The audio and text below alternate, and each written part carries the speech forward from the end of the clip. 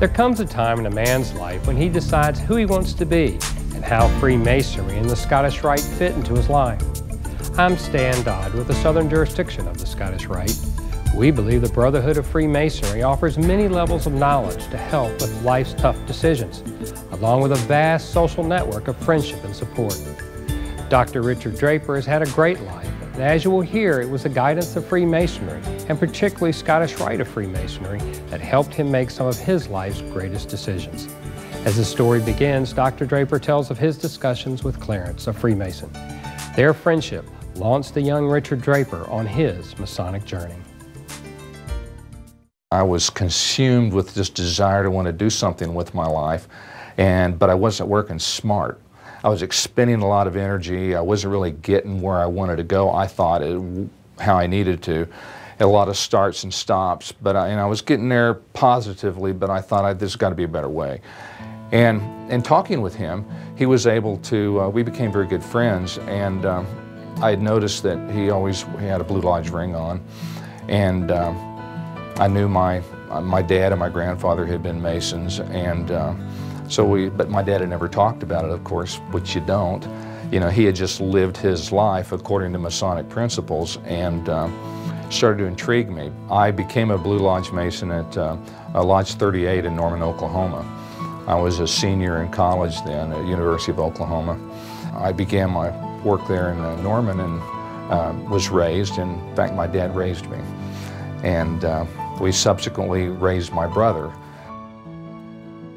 I was in graduate school, was completing a master's degree in Kansas City at UMKC, and had gotten into medical school. One of the questions that they ask you in the interview process is whether or not you can afford it. And if you can't afford it, they'll find somebody else that can. I was within 2 weeks of starting classes, and the medical school was very clear about their message. They said that if you don't pay your tuition, you don't start. So I was kind of in a quandary. I didn't really know what to do. My dad was hundreds of miles away. I didn't really know many people in Kansas City because I worked and was going to school, and I had a young family, a child, and was driving around town, and something compelled me to stop at the Scottish Rite Temple at Linwood in the Paseo. I'd always been aware of the building because it's quite beautiful, and I'd always been a little curious about it, being a Freemason and all. And I didn't know who to talk to. I really didn't know what to do at that point, and so I just needed to talk to somebody. I wanted to talk to a brother, and so I went in there, and Jack Furlong was the executive director then. And we talked and introduced ourselves, exchanged niceties and everything, and he asked me how could he help me. And I told him my situation, and he said, well, how much money do you need? And I figured that if I had $1,500, I could probably swing it. And he asked me some more details about how I arrived at that and what my expenses were. And in those days, the tuition was $5,750, which is nothing these days. And Mr. Furlong listened to every word, and he said, we're not in the business of making school loans. He said, but let me see what I can do. Come back after lunch. And so I thought, okay, great. He's going to give me a $50 scholarship or something like that. And when I got back and I sat at his desk, he pushed this envelope across the desk towards me, and he said, this is the best we can do. And it was a check for $10,000. I think Richard Draper is an interesting man, a unique man, a man of science, certainly, a man of medicine, without doubt, a man of values and faith, and he lives all of those concurrently. To this day, I don't know if it was the Lodge that did, or the Scottish Rite that did that for me, or if he did it out of his own bank account. But the effect was the same. And he literally saved my professional career at that point before it even started. Well, fast forward years after that, and I'm a practicing emergency department physician in a hospital in Kansas City. And a woman checked in who was near to death. She was very ill, and her last name was Furlong. And it's an unusual name, and I asked her if she was related to Jack Furlong, and her eyes misted up, and she said that Jack had been her son, and he had died a few years before.